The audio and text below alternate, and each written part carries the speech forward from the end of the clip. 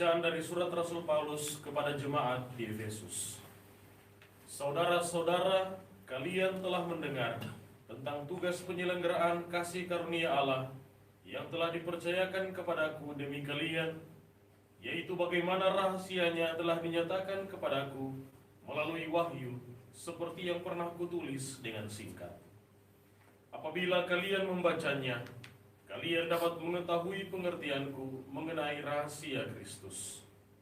Pada zaman angkatan-angkatan dahulu, rahasia itu tidak diberikan kepada umat manusia, tetapi sekarang dinyatakan dalam roh kepada para rasul dan para nabinya yang kudus. Berkat pewartaan Injil, orang-orang bukan Yahudi pun turut menjadi ahli waris, menjadi anggota-anggota tubuh, serta peserta dalam janji yang diberikan Kristus Yesus.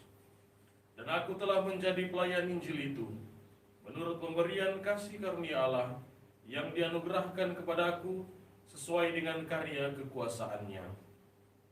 Sebenarnya, aku ini orang yang paling hina di antara segala orang kudus. Tetapi kepadaku telah dianugerahkan kasih karunia untuk memberitakan kepada orang-orang bukan Yahudi kekayaan Kristus yang tak terduga itu. Aku diutus menyatakan apa isi rahasia yang telah berabad-abad tersembunyi dalam Allah, pencipta segala sesuatu. Maksudnya supaya sekarang ini pelbagai ragam hikmat Allah diberitahukan oleh jemaat kepada pemerintah-pemerintah dan penguasa-penguasa di surga, sesuai dengan maksud abadi yang telah dilaksanakan Allah dalam Kristus Yesus Tuhan kita. Dalam Dia, kita beroleh keberanian dan jalan menghadap kepada Bapa dengan penuh kepercayaan oleh iman kita kepadanya. Demikianlah sabda Tuhan. Syukur kepada Allah. Mazmur tanggapan dengan refren, kamu akan menimba air dengan kegirangan dari mata air keselamatan. Kamu akan menimba air dengan kegirangan dari mata air keselamatan. Sungguh Allah itu keselamatanku. Aku percaya dengan tidak gemetar, sebab Tuhan Allah itu kekuatan dan mazmurku. Ia telah menjadi keselamatanku. Maka kamu akan menimba air dengan kegirangan dari mata air keselamatan. Kamu akan menimba air dengan kegirangan dari mata air keselamatan. Bersyukurlah kepada Tuhan, panggillah namanya, beritahukanlah karyanya di antara bangsa-bangsa, masyurkanlah bahwa namanya tinggi luhur. Kamu akan menimba air dengan kegirangan dari mata air keselamatan. Bermazmurlah bagi Tuhan, sebab mulialah karyanya. Baiklah hal ini diketahui di seluruh bumi. Berserulah dan bersorak-sorailah hai penduduk Sion, sebab yang Maha Kudus Allah Israel agung di tengah-tengahmu. Kamu akan menimba air dengan kegirangan dari mata air keselamatan. Haleluya, haleluya, haleluya, Haleluya, haleluya, haleluya. Berjaga-jaga dan bersiap-siaplah, karena Anak Manusia datang pada saat yang tidak kamu duga. Haleluya, haleluya, haleluya. Tuhan sertamu Dan sertamu juga. Inilah Injil Yesus Kristus menurut Santo Lukas. Dimuliakanlah Tuhan. Pada suatu ketika berkatalah Yesus kepada murid-muridnya, camkanlah ini baik-baik. Jika tuan rumah tahu pukul berapa pencuri akan datang, ia tidak akan membiarkan rumahnya dibongkar.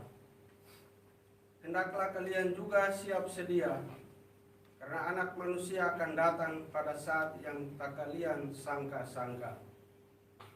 Petrus bertanya, Tuhan, kami sajakah yang kau maksudkan dengan perumpamaan ini, ataukah juga semua orang? Tuhan menjawab, siapakah pengurus rumah yang setia dan bijaksana yang akan diangkat oleh tuannya menjadi kepala atas semua hambanya untuk membagikan makanan kepada mereka pada waktunya. Berbahagialah hamba yang didapati tuannya sedang melakukan tugasnya ketika Tuhan itu datang. Aku berkata kepadamu, sungguh, Tuhan itu akan mengangkat dia menjadi pengawas segala miliknya. Tetapi jika hamba itu jahat dan berkata dalam hatinya, Tuanku tidak datang-datang, lalu ia mulai memukuli hamba-hamba lain, pria maupun wanita, dan makan minum serta mabuk, maka tuannya akan datang pada hari yang tidak disangka-sangkanya dan pada saat yang tidak diketahuinya, dan Tuhan itu akan membunuh dia serta membuat dia senasib dengan orang-orang yang tidak setia.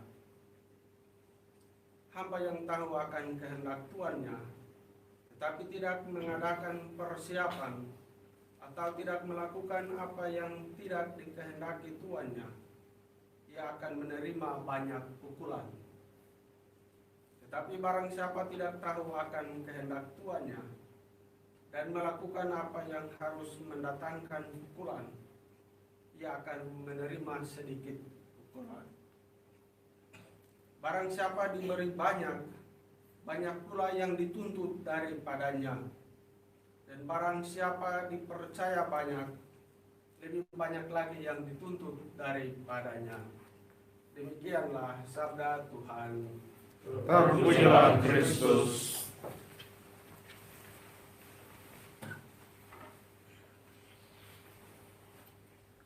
Tadi malam kami kuliah sampai lagi 10 jam 11. Setelah kuliah, dosen ambil absen, tapi disertai dengan komentar-komentar singkat. Saya panggil nama-nama ini ya. Kalau belum disebut nanti beritahu. Dosennya sudah tua. Lalu biasa dia bilang, kenapa kamu ini terlambat muncul? Lalu yang satunya lagi, kenapa kamu menghilang? Karena dia matikan, ada yang matikan itu videonya. Karena kalau kuliah di rumah ada seorang teman kuliah itu dokter.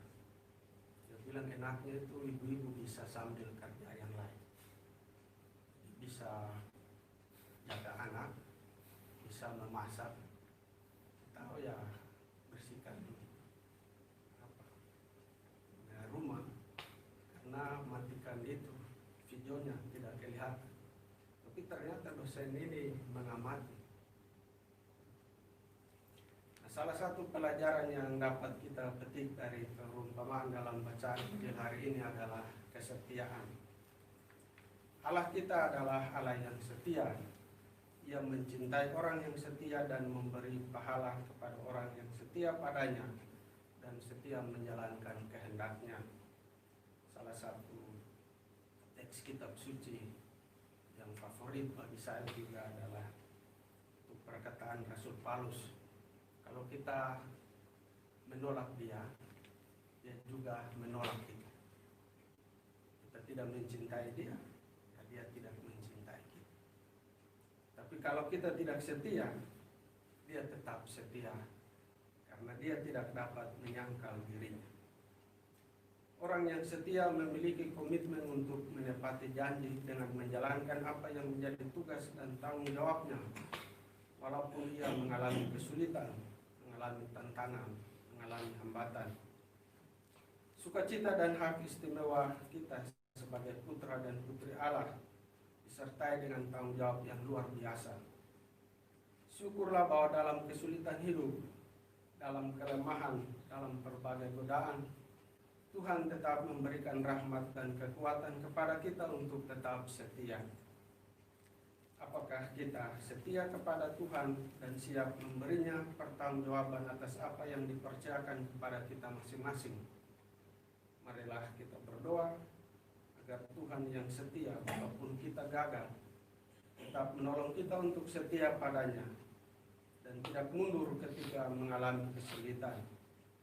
Kita berdoa pula agar Ia memberi kita kekuatan untuk tetap rajin dalam menjalankan tanggung jawab kita dengan bijaksana, menggunakan waktu, sumber daya, talenta yang kita miliki dengan penuh kesetiaan dan tanggung jawab.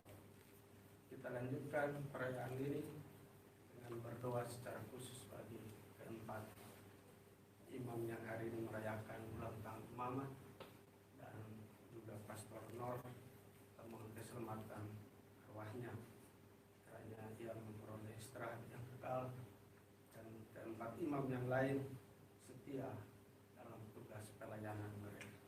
Kita lanjutkan dengan persiapan persembahan roti dan